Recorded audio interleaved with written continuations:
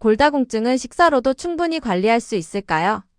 골다공증은 식사로만 관리는 어렵고요. 식사를 기본으로 치료제를 병행해야 되는 질병입니다. 골다공증은요, 왜냐하면 단순한 영양 문제가 아니고 에스트로겐 감소와 같은 호르몬 문제, 그다음에 노화로 인해서 골 형성이 감소하는 이런 복합된 골대사 질환이기 때문이에요. 근데 이미 감소한 골밀도를 다시 회복시키는 건 좀 어렵습니다. 그런데 지금 있는 이 골밀도를 최대한 유지하고 골 손실 속도를 늦추는 거, 그리고 골절돼서 이제 부러지고 이런 위험도를 감소시키기 위해서 식사를 잘 챙겨야 돼요. 그때 칼슘, 비타민 D, 비타민 K2, 단백질이 무엇보다 중요합니다. 뼈 건강을 위해 칼슘만 많이 먹으면 되는 걸까요? 네, 뼈 건강하면 보통 이제 칼슘만 생각하시는데 칼슘만 먹는다고 해결되지가 않아요. 칼슘은 기본으로 먹긴 먹어야 됩니다. 폐경 여성이나 노인에서는 정상적인 노화 과정으로 골 소실이 급격하게 진행돼요. 그래서 50세 이상이면 골밀도가 급격하게 소실됩니다. 골다공증의 예방과 치료를 위해서라도 칼슘이 풍부한 음식을 통해서 섭취하는 게 첫 번째인데요. 그래도 음식으로 부족하다. 그럴 때는 칼슘 보충제를 사용하도록 말씀드리고 있어요. 그래서 식품과 보충제를 포함해서 칼슘의 총 섭취량은 하루에 800에서 1000mg입니다. 이거는 이제 굴, 미꾸라지, 멸치, 두부, 달걀, 우유, 깻잎 이런 걸로 보충하시면 되고요. 다음으로 중요한 영양소가 이제 비타민 D인데요. 근육섬의 발달과 성장에도 필수적이고 또 뼈 성장에도 필수적인 게 비타민 D입니다. 요거는 근육 단백질의 합성, 근육세포 증식과 분화도 조절하고요. 비타민 D는 사실은 햇빛만 쬐도 이제 합성된다라고 말씀은 하시는데 우리가 사실 밖에 나가면 햇빛을 일이 있지만 밖에 아니고 대부분 우리 실내에서 생활해요. 그리고 밖에 나갈 때도 선크림을 엄청 열심히 바르십니다. 그래서 비타민 D가 합성이 잘 안 되기 때문에 우리 식품이나 이제 영양제를 먹게 되죠. 그번 식품은 등푸른 생선인 꽁치, 고등어 이런 거랑 연어, 달걀, 노른자, 버섯, 비타민 D 강화 우유나 치즈, 요구르트가 되겠습니다. 그리고 제가 이제 비타민 K2를 말씀드렸는데요. 비타민 K가 아니라 K2인데 요거는 뭐에 중요하냐면 이제 칼슘만 드시잖아요. 그럼 칼슘이 뼈로 가야 되는데 뼈로 안 가고 심장 질환 쪽으로 해서 심장 그 혈관을 막을 때가 있습니다. 실제로 제가 강의에 가서 칼슘만 챙겨 드시다가 심장 질환에 걸려서 응급실에 가신 분을 뵀거든요. 그래서 이게 뼈로 칼슘이 가게 도와주는 게 비타민 K2인데요. 오스테오칼슘의 합성도 촉진하고 뼈의 미네랄화, 이 칼슘이 뼈로 갈 수 있도록 도와주는 게 비타민 K2예요. 이 비타민 K2는 그럼 어디 있냐? 나토에 제일 많습니다. 나토. 그리고 우리 먹는 것 중에 청국장에 또 많아요. 발효식품에 좀 많다는 거죠. 나토, 청국장, 된장, 숙성 치즈, 김치에도 좀 있고요. 그래서 이런 것들을 좀 많이 드셔야 된다는 거예요. 그리고 단백질은요, 골 형성에도 중요하고 우리 성장에도 중요하잖아요. 이 골 형성이 중요하기 때문에 부족하면 골밀도가 감소할 수 있으니까 단백질도 많이 드셔야 됩니다. 골다공증이 걱정되는 분들에게 추천하시는 식사법이나 음식은 무엇일까요? 네, 칼슘하고 비타민 D, 비타민 K2 단백질을 어떻게 골고루 먹을 것이냐 이렇게 말씀을 드리는데요. 단백질은 여러 번 말씀드렸지만 축적되지 않습니다. 그렇기 때문에 단백질을 몇 끼에 나눠서 골고루 또 먹는 게 제일 중요하고요. 칼슘도 마찬가지로 몇 끼니마다 드시는 게 좋습니다. 그래서 칼슘, 비타민 D, K2는 세트 개념으로 드시면 되고요. 주의해야 될 거는 짜게 먹는 거 있죠. 그 다음에 커피나 홍차 같은 카페인 섭취 이런 거는 칼슘의 배출을 증가시키기 때문에 뼈 건강을 생각한다면 카페인 섭취나 짜게 먹는 거는 좀 안 드시는 게 좋아요. 자, 그래서 식사는 어떻게 먹어야 되냐? 우유나 요거트, 치즈 이런 유제품 있죠? 그다음에 두부, 콩, 멸치, 뱅어포, 뼈채 먹는 생선을 매일매일 드시는 게 좋아요. 그래서 잡곡밥에 뭐 두부구이를 먹는다. 여기다가 멸치조림을 먹는다. 그리고 제가 비타민 K2가 나토에 많다고 했잖아요. 나토를 먹고 간식으로 요거트를 먹는 것도 좋고요. 잡곡밥을 먹으면서 고등어 구이를 먹고 콩자반이나 또 여기다 나토 같이 먹는 습관도 좋고요. 우유를 또 간식으로 드시면 좋겠습니다.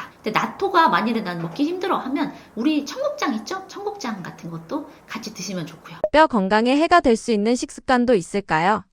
네, 뼈 건강하면은 우리 칼슘 섭취가 부족할 때 뼈 건강에 해칠 수 있기 때문에 우유, 두부, 멸치 이런 거 챙겨 드시는 게 좋고요. 짜게 먹으면요 나트륨이 증가하는데요. 이렇게 나트륨이 증가하면 소변으로 칼슘의 배출도 같이 증가가 됩니다. 그러다 보면은 뼈에서 칼슘이 나가기 때문에 골밀도가 떨어질 수 있습니다. 그러니까 국이나 찌개를 다 먹지 말고 국물을 다 먹지 마세요. 짜게 먹으면 안 되고 김치하고 라면을 뭐 같이 막 먹는다. 이것도 별로 좋지 않은 식습관이고요. 단백질이 섭취가 또 부족하면 뼈가 약화되기 때문에 단백질을 뭐 두부나 또 계란, 그다음에 콩 이런 걸로 골고루 드시는 게 좋고요. 커피, 콜라, 홍차 이런 카페인을 함유한 것들이 신장에서 칼슘 배출을 증가시켜요. 그래서 마시지 않거나 하루 2잔 이하로 제한하셔야지 또 뼈 건강에 좋습니다. 그러니까 골다공증이 위험하다, 골다공증이 있다, 커피를 하루에 2잔 이하로 드셔야 되고요. 탄산음료는 왜 위험하냐? 인이 다량 함유되어 있어요. 그래서 뼈에 칼슘을 빼내는 작용을 하는데 실제로 무슨 실험 영상 같은 거 보면은 코카콜라에다가 이 같은 거나 뭐 담궈 놓으면 다 녹아버리는 거 보셨죠? 그렇게 탄산음료, 콜라, 사이다 이런 것들 뼈에 칼슘을 빼내요. 그렇기 때문에 이것도 조심하셔야 되고 술을 또 나왔네요. 술은 칼슘의 배설을 촉진시켜서 골다공증을 악화시킬 수 있으니까 가급적 금주를 하시면 좋겠습니다. 음식으로 챙기는 것과 보충제로 챙기는 것은 어떻게 다를까요? 칼슘은요, 음식으로 우선이 제일 첫 번째예요. 그런데 부족할 때는 보충제로 먹어라. 이게 원칙이죠. 2022년 대한골대사학회에서요, 50세 이상 남성, 또 폐경 여성을 대상으로 한 칼슘과 비타민 D 권고안에 따르면요, 칼슘은 음식을 통한 보충을 기본으로 하되 칼슘 하루 800에서 1000mg, 비타민 D는 하루 800에서 1000IU를 추천했어요. 그래서 음식으로 먹는 칼슘은 칼슘뿐 아니라 다른 영양소도 같이 먹을 수 있죠. 왜냐하면은 우유에는 칼슘도 있지만 단백질도 있고 이런 식으로 다양한 영양소를 먹을 수 있으니까 좋은데, 또 음식으로 먹는 칼슘은 칼슘뿐 아니라 다른 영양소를 함께 먹을 수 있기 때문에 더 좋습니다. 자, 우유를 예를 들면 칼슘뿐 아니라 단백질도 보충할 수 있죠. 그리고 또 음식으로 칼슘을 먹으면 과하게 먹기 어려워요. 그래서 뭐 칼슘을 과량 섭취한다 이렇게 되지가 않습니다. 근데 보충제의 경우에는요, 정확한 용량이 있어서 용량을 확인하고 내가 부족해서 보충할 수 있다, 이런 게 있죠. 보통 온라인으로 파는 영양제 같은 경우에는 200에서 300mg 이런 식으로 나오는데요, 한 번에 500mg 이상을 먹는다 이러면 흡수가 어렵습니다. 칼슘이 원래 특징이 한 번에 500mg 이상의 보충제는요, 흡수가 잘 안 돼요. 그래서 칼슘 보충제는 500mg 이하로 드셔야 되고, 만일에 칼슘을 보충제로 했는데 1000에서 1200mg 먹었다 이러면 과하게 드시게 되는데요, 과량 섭취하면 어떻게 되냐? 심혈관 질환, 뇌졸중, 또 신장결석 이런 발생 위험이 있어요. 그래서 칼슘제는 과량 섭취가 위험합니다. 내가 만일에 한 1000mg을 드시겠다 하면은 500mg 이하짜리 한 200~300mg짜리를 2번이나 3번으로 나눠 드시는 게 필요하다는 거고요. 그래서 칼슘을 식사로 보충하되 보충제는 필요시에만 드시지만, 내가 칼슘을 식사로 보충하되 보충제로 드시는 거는 필요시라고 말씀드렸지만, 내가 유제품을 거의 안 먹는다, 폐경 이후에 50세 이후의 여성이다, 골다공증을 이미 진단받았다, 이럴 때는 꼭 칼슘을 보충제로 보충하도록 말씀드리고 있습니다. 골다공증 약을 먹을 때 꼭 알아야 할 점은 무엇일까요?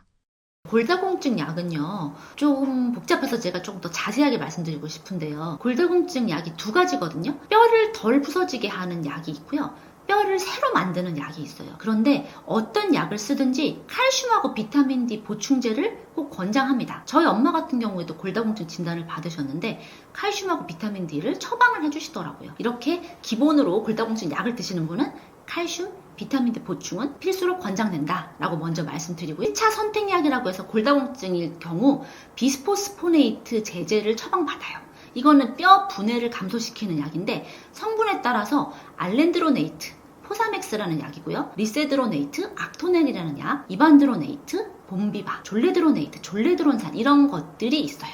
이 약들은 공복, 아침에 일어나서 밥 안 먹고 아침에 일어나서 드시는 건데, 앉거나 서 있는 상태에서 충분한 양의 물 한 200ml 정도 한 컵을 드셔야 되는데요, 이때 먹고 바로 눕거나 하면 안 되시고요. 물도 중요합니다. 순수한 물이어야 하는데, 이 순수한 물이 뭐냐? 일반 생수, 수돗물이나 끓인 물, 정수기 물이에요. 그래서 그럼 일반 물 말고 다른 물이 뭐 있죠? 물이 뭐 미네랄 워터, 해양 심층수 이런 거 있죠.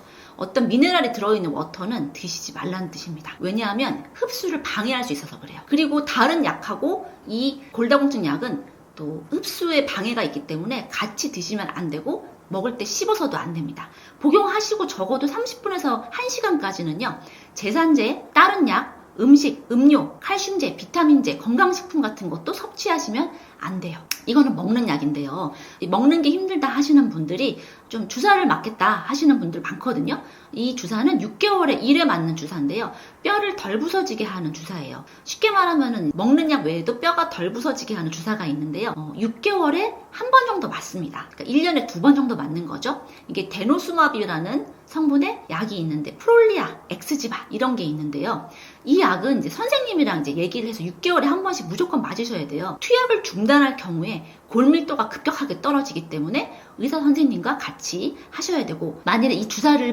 끊게 되면요, 비스포스포네이트 제제로 다시 돌아가는가 해서 약을 연속성 있게 하셔야 된다는 거죠. 주사를 무조건 끊으면 안 된다는 거고, 그리고 특이하게도 뼈를 만드는 약이 있어요.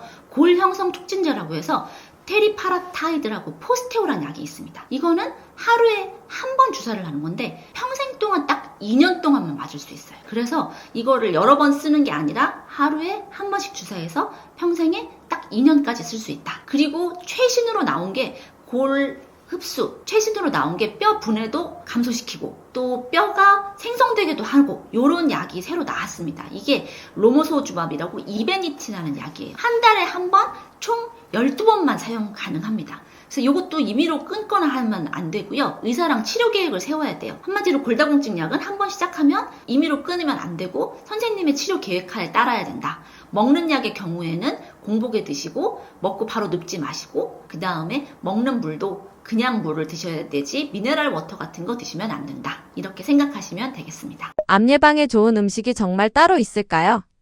암은 사실 원인은 딱 정해진 게 없습니다. 유전이 있다, 또 생활 습관이 있다, 환경이 원인이다. 이렇게 복합적인 원인이기 때문에 어떤 하나로 특정할 수가 없거든요. 그러니까 이런 음식이 암을 일으킨다, 이렇게 말씀드리는 거 어렵고요. 식사 습관, 평소에 식사 습관이 중요하다는 것을 말씀드릴게요. 다양한 색의 채소, 그리고 과일, 마늘이나 양파 같은 것들, 또 통곡물, 콩종류, 해조류 이런 것들을 풍부하게 드시는 게 좋고요. 동물성 식품이라고 해서 우리 고기 같은 것들 있죠? 이런 거는 식사 구성에서 한 3분의 1 이내로 드시는 게 좋습니다. 그리고 햄, 소세지, 베이컨 이런 거를 우리 가공육이라고 하는데요. 가공육은 절대 몸에 좋지 않고요. 술을 과도하게 드신다. 그리고 탄 음식들 있죠. 고온에서 세게 해서 탄 음식, 직화구이 이런 것들은 피하시는 게 좋고요. 고기를 만일에 너무 드시고 싶어요. 삶기, 찌기, 저온 조리한 것들로 구성해서 드시면 되고요. 이렇게 식단을 한 번 먹고 마는 게 아니고요. 꾸준히 오래 유지하는 것이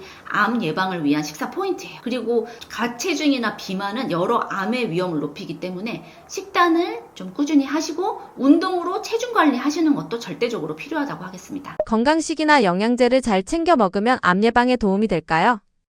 제가 영양제에 대한 강의를 많이 다니는데 묻는 것들 많거든요.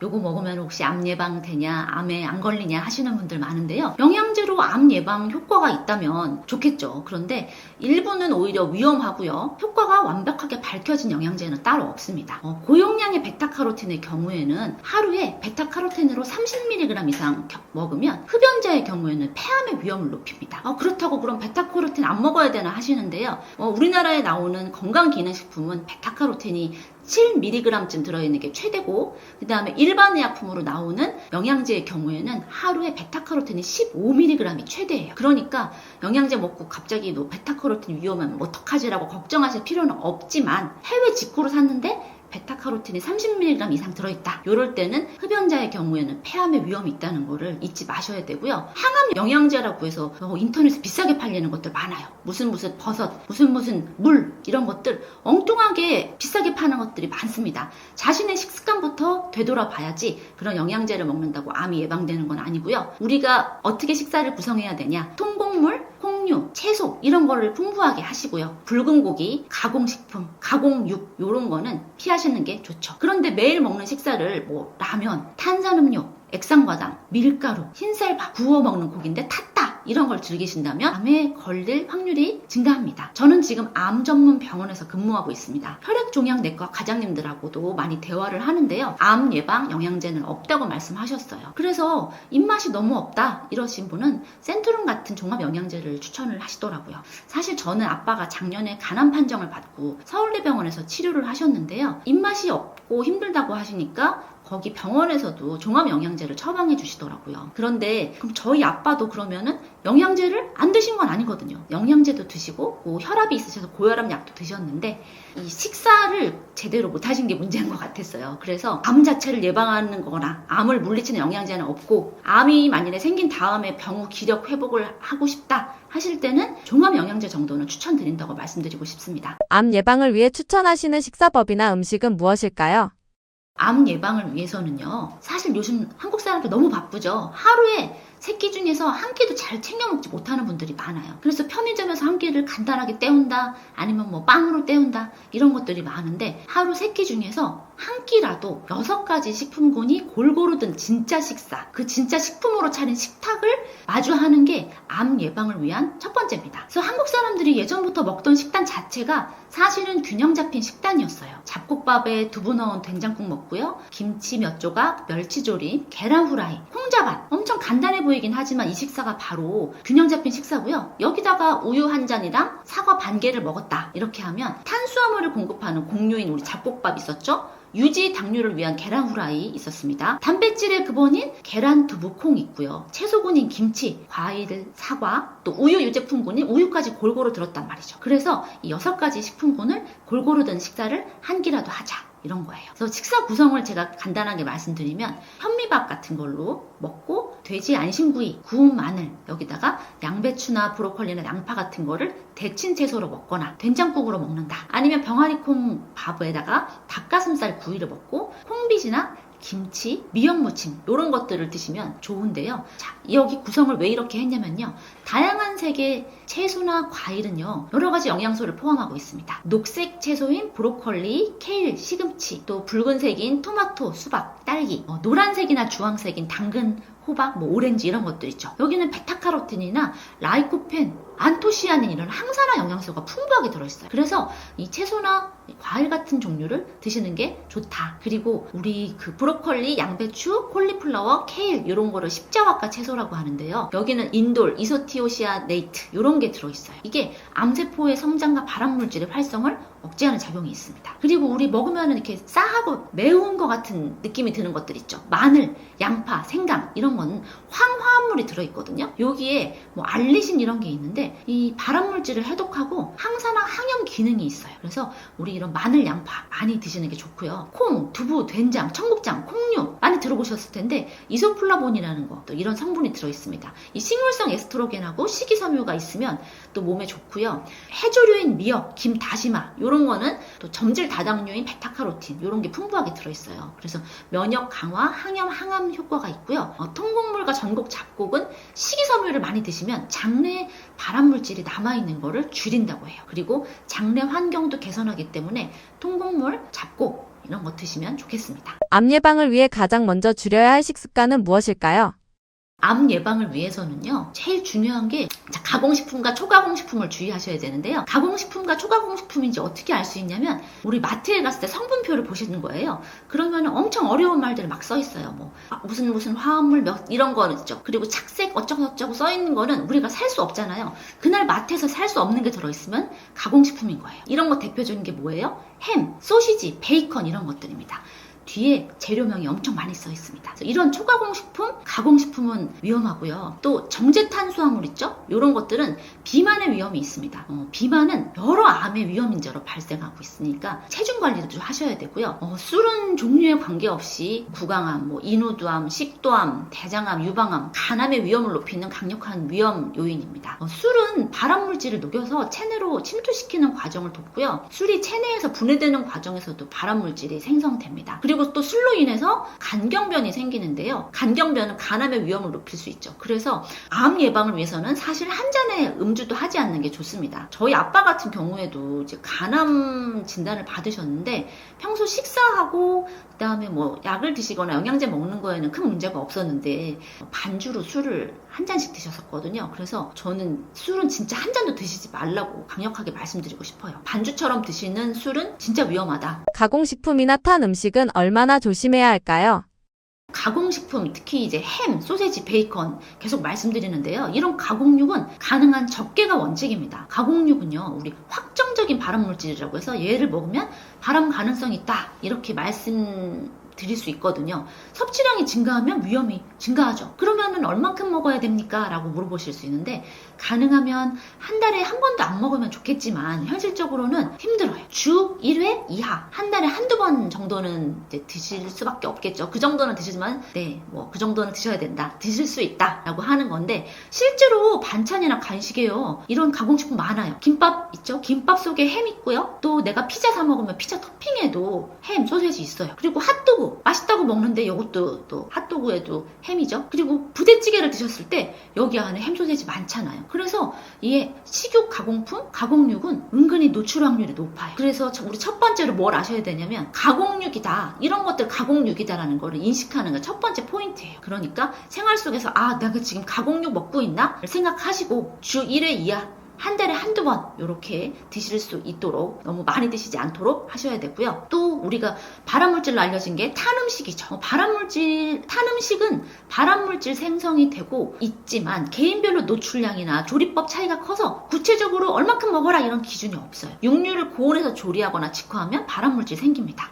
현실적으로는 마찬가지로 주 1회 이하나 한 달에 한두 번 정도로 빈도를 낮추는 게 좋고요. 고기를 또 안 먹을 수는 없어요. 근데 우리나라 사람들 특징이 뭐죠? 삼겹살을 또 바짝 익혀서 먹는데 이렇게까지 바짝 익힐 필요 없습니다. 아주 옛날에는 위생 상태가 나빴기 때문에 그런 그 기생충 위험 이런 것 때문에 바짝 익혀 드신 건데 지금은 위생이 좋아서 얘를 익혀서 뭐 어떻게 먹어야 된다는 게 따로 없거든요. 그러니까 살짝 그을린 정도로 먹는 건 괜찮은데 너무 검게 탔다, 근데 맛있어 보여서 그냥 먹는다 하지 마시고요. 검게 탄 부분은 도려내시고 반복적으로 탄 음식 드시는 거는 조심하셔야 돼요. 그리고 숯불구이로 드시지 말고 정 고기가 먹고 싶으면 굽거나 튀기는 거 말고 삶아 먹는 수육 같은 방법으로 드시는 게 훨씬 좋습니다. 가족력이 있는 분들은 식사를 더 다르게 관리해야 할까요? 가족력이 있다면 같은 식사라도 더 엄격하고 꾸준하게 관리하는 게 핵심이에요. 유전적으로 이제 내가 취약하다고 해서 무조건 걸리는 건 아니거든요. 그럼 어떤 식으로 드셔야 되나? 채소나 과일 충분하게 드시는데 아까 제가 잠깐 말씀드렸는데 채소는 이만큼 한 손에 담길 만큼 먹어도 되지만 과일은 적정량 드셔야 돼요. 사과 맛있다고 몇 개, 두세 개 먹는 게 아니고 한두 조각 드시라는 거예요. 채소, 과일 충분히지만 과일은 그렇게 많이 드시지 않아야 되고요. 가공식품, 가공육 최소화해서 드셔야 됩니다. 하루에 한 번이 아니라 일주일에 한 번 이하, 한 달에 한두 번 드시라고 했고요. 적정한 체중을 유지하는 거는 가족력이 없어도 어떤 병을 예방하는 데도 필수예요. 하지만 만일에 암 가족력이 있다, 특히 가공육, 가공식품 드시는 거 조심하셔야 되고 탄 음식, 술 이런 거 절대 드시지 않았으면 좋겠습니다. 다양한 채소를 골고루 드시고 식이섬유를 챙기시고요. 통곡물 위주로 식사하시고 단백질은 식물성으로 두부나 콩, 계란 이런 걸 의도적으로 늘리시면 좋을 것 같고요. 예방 차원에서 건강검진을 더 철저하게 하세요. 그리고 미리 내 수치가 어느 정도 되는지 확인하는 것도 필요합니다. 네, 안녕하세요. 저는 올해로 약사 일을 한 지 20년째인 염혜진 약사라고 합니다. 지금 현재는 병원에서 약사로 일하고 있고요. 현장에서 8,000명 이상의 사람들을 만나는 강사이기도 하고 또 여러 가지 책을 쓴 작가이기도 합니다. 미라클 루틴, 오늘부터 나는 갑으로 삽니다. 지금 당신이 글을 써야 하는 이유, 영양제 특강, 이 약 같이 먹어도 돼요. 건강하게 오래 사는 기적의 장수 식사법이라는 책을 썼습니다. 제가 여러 가지 책을 쓰고 강의를 다니는 이유가 있습니다. 전국으로 강의를 다니고 있는데요. 그렇게 다양한 연령층의 대중들을 만나다 보니까 병원에서 만나는 분들은 이제 아파서 오셔서 그런지 기운도 없고 나이가 좀 있어 보이시는 거죠. 근데 강의를 가서 만나면 비슷한 나이대인데도 젊고 활력이 넘치세요. 그래서 이게 젊다고 병이 없는 것도 아니고요. 나이가 있다고 다 아픈 것도 아니더라고요. 관리를 어떻게 하는지, 식사를 어떻게 하는지, 또 적절한 영양제를 어떻게 섭취하는지에 따라서 노화의 속도가 다른 거를 느끼게 됐어요. 병이 있더라도 또 적극적으로 자신의 몸을 돌보시는 분들은 확실히 노화가 더뎠고요. 노화가 축적이 돼서 우리 노쇠라는 게 있습니다. 기능이 떨어지고 이제 쉽게 피로하고 이렇게 되는데요. 노화가 축적돼서 노쇠로 가는 걸 막아야 돼요. 우리 이제 100세 시대라고 말씀드리잖아요. 100세 시대에 안 아프다는 건 거짓말이에요. 아프긴 아픈데 이 아픈 몸을 어떻게 잘 유지해서 우리가 쭉 오래 건강하게 살 수 있냐를 위한 대책이 필요한 거죠. 그래서 저는 유병장수를 위한 대책이 필요하다라고 말씀을 드리는데 이거의 세 가지가 뭐냐? 음식, 약, 영양제라고 할 수 있습니다. 그래서 기본은 식품이에요. 내가 매일 무엇을 먹냐가 제일 중요합니다. 가끔 강의 가면 그런 말씀 하시는 분들 계시거든요. 내가 지금 이런 영양제 먹는데 뭐 잘 모르겠다. 그래서 물어보면은 식사를 제대로 안 하시는 경우가 너무 많은 거예요. 식사 제대로 안 하시면서 영양제 먹으면 제가 효과 없다고 말씀드리거든요. 오늘 제가 강의에서 어떤 말씀 드렸냐면 건강하게 식사를 하자. 하루에 3끼 중에 한 끼라도 6가지 식품군이 골고루 든 진짜 식사를 하자고 말씀드렸는데 제일 중요한 거 식사 기본입니다. 그리고 내가 좀 부족한 게 있어? 영양제로 섭취를 하시면 되고요. 내가 정말 너무 아파. 그럴 때는 약을 먹으면서 자신의 몸을 돌보는 것도 필요합니다. 그래서 약, 식품, 영양제 이 세 가지가 같이 가야 된다고 생각해요. 그래서 제가 영양제 특강이라는 책에는 영양제를 바르게 먹는 법, 어떻게 하면 속지 않고 제대로 먹을 수 있냐, 뭐 암 예방 영양제가 있다고 비싸게 사신 분들 많이 봤고요. 또 임신이 안 된다고 영양제 샀다는데 다 그게 영양제가 아니라 그냥 식품인 경우도 많이 봤습니다. 또 이 약 같이 먹어도 돼요라는 책에는 약국에서 살 수 있는 다양한 일반 약품에 대한 선택을 제가 다루었어요. 어떤 약을 먹는 것이 좋나, 어떤 약을 바르는 것이 낫나 그 구분을 해드렸고요. 이제 제일 중요한 매일 먹는 식사, 이걸 놓치고 약이나 영양제를 드신다면 안 되기 때문에 저는 이번에 건강하게 오래 사는 기적의 장수 식사법이라는 책을 썼습니다. 고정 댓글에는 링크 누르시면 제 건강 솔루션 3종 세트를 만나보실 수 있고요. 약과 영양제와 식품 이 세 가지를 아우르면서 건강하게 오래 행복하게 사셨으면 좋겠습니다. 감사합니다.